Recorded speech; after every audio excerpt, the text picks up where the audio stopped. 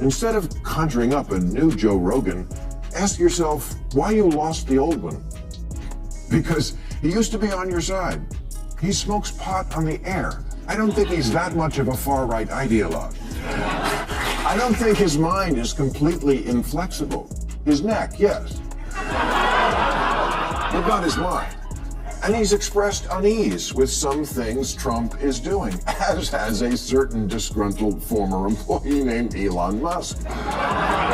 Bill Maher's 4th of July spectacle at a gas station seemed to grab the attention of young Democrats, but the veteran liberal commentator isn't impressed.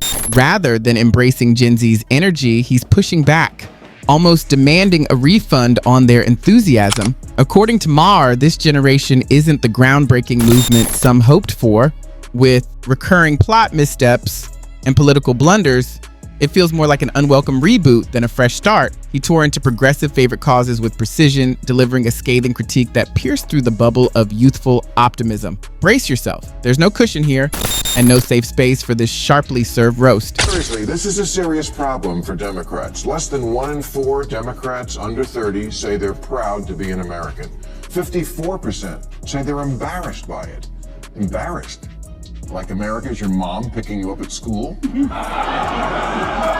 You're embarrassed to be an American? Well, guess what? The feeling's mutual. Because you have no perspective. Is America perfect? No, of course not. No country is. Although don't get Tucker Carlson started on Russia.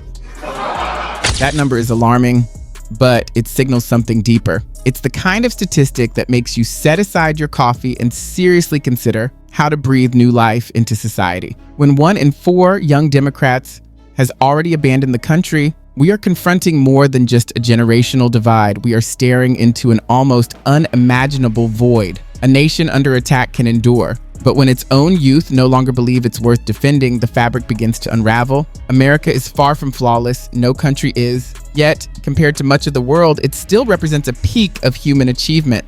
Despite this, more young idealists are now treating the nation as if it were the enemy. That's not natural. It's a kind of reprogramming. Years of ideological shaping and academic fear-mongering have swapped patriotism for performative cynicism. If this trend continues, modern America may not need to be overthrown. It will quietly fade away, left to dissolve on its own. Its own future. But the U.S. is leagues ahead of the rest of the world on most of the progressive issues that are important to young people. America has 14 million women-owned businesses. 17% of black women are starting businesses, which is faster than white women or white men. Gay Americans are free to marry, and 49% of them own property. Yes, in America, gays buy buildings. In other places, they get thrown off them. In many parts of the Middle East and Africa, being LGBTQ is far from a source of pride. It can be a dangerous act of defiance. Simply loving who you love might put your entire life at risk, sometimes even costing it. As a result, people have learned to adapt. To survive, they've mastered the art of staying unseen, marrying for appearances, expressing their true selves only in private, and living secret lives that could rival a spy thriller. The LGBTQ community isn't the only group under such extreme restrictions. Women in many countries still fight for their most basic rights. Running a business, moving freely, or claiming autonomy is often treated as a distant dream rather than a guaranteed freedom. It's a stark reminder that while debates over pronouns dominate some parts of the world, in other regions, true equality remains outright illegal. Old movies you think are cringe? Well, they're cringe because America changed. Because we modernized. Way more than most societies have. Our current Congress is the most racially and ethnically diverse ever. They're like a beautiful, useless rainbow. And we proudly live in a land where every TV commercial features a mixed-race couple, including the ones where it makes no sense. Mom's black, dad's white, and the kid's Asian. You know, those old movies you dismiss as terrible aren't bad because of the films themselves. They feel outdated because America has moved ahead, evolving faster than many other societies. Today, Congress has never been more racially and culturally diverse. It's like a bright, cheerful rainbow, beautiful, if sometimes a bit symbolic. And we live in a country where mixed race couples, even the ones that make you blink in disbelief, show up in nearly every TV commercial. Claps. Mom is black, dad is white, and the kid is Asian. For decades, America has practiced the art of the political backbend, twisting itself to prove its openness, empathy, and progressiveness.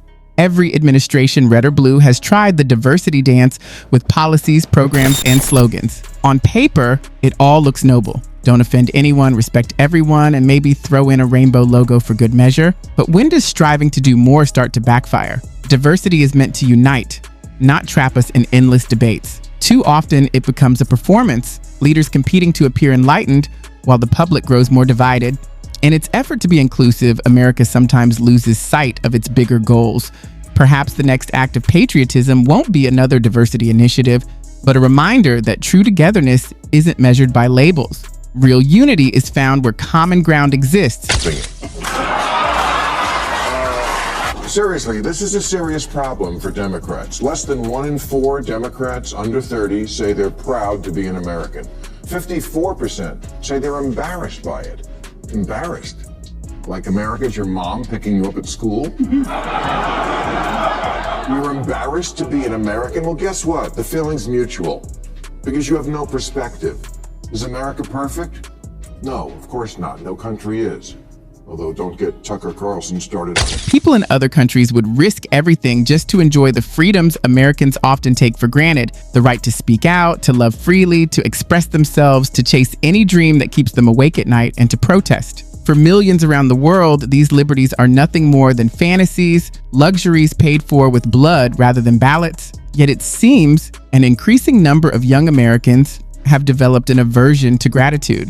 Rather than valuing the uniqueness of these freedoms, they idolize nations where liberty is treated as contraband and critique America's flaws as if grading a term paper. If irony could generate electricity, they could power the entire country. The truth is simple. Framing the birthplace of free speech and individual rights as history's villain isn't progressive. It's willful blindness.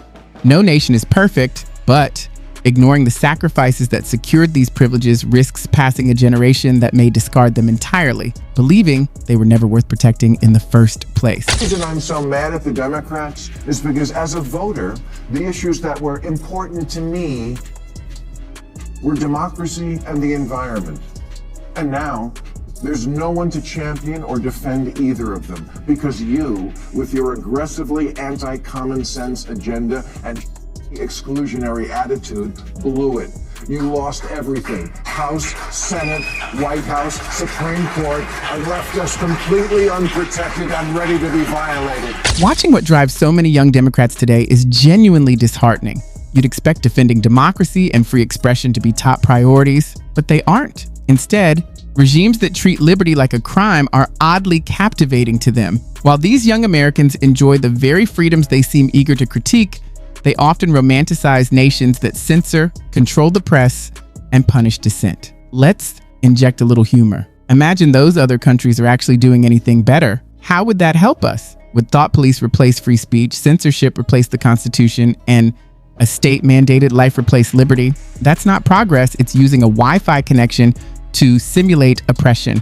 This isn't a genuine movement for reform. It's a retreat masquerading as intellectual sophistication led by those who have never faced real risk. Many young Democrats now echo talking points passed down from their ideological mentors rather than creating original ideas. Figures like AOC, Ilhan Omar, Gavin Newsom, and others have long fed followers a version of America framed in fractured words, laced with self-loathing and utopian fantasies.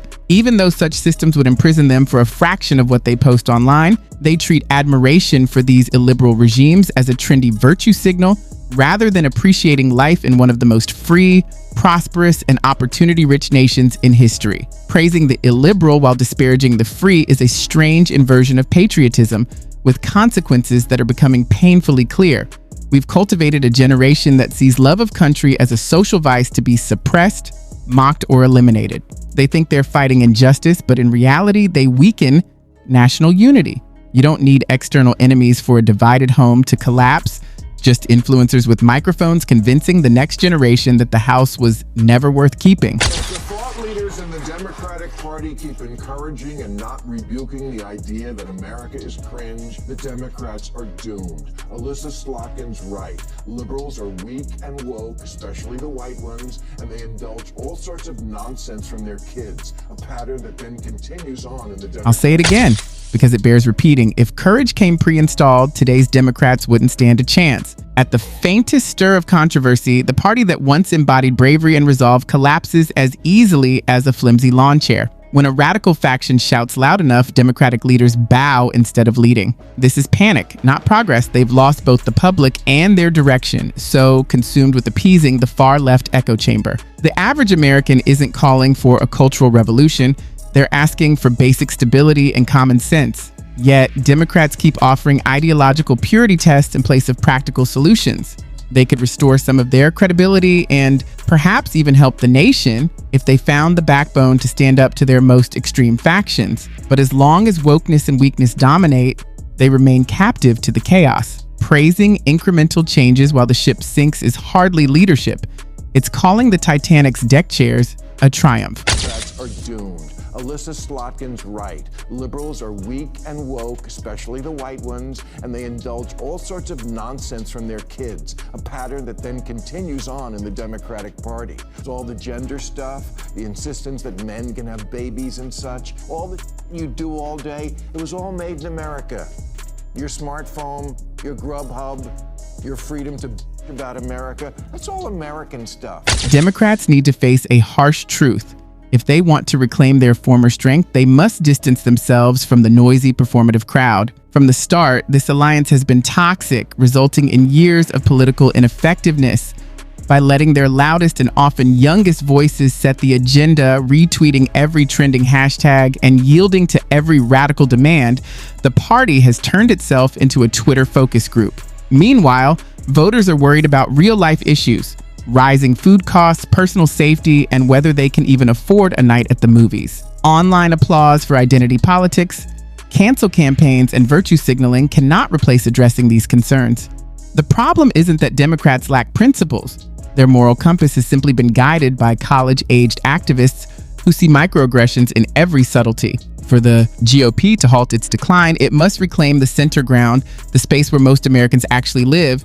If Democrats fail to separate real progress from online noise, their movement, already losing traction, risks becoming nothing more than a meme. All you do all day, it was all made in America. Your smartphone, your Grubhub, your freedom to about America, that's all American stuff. You tell your phone you want a milkshake and a guy brings it to your house. Please, you couldn't survive a week living in Intifadaville.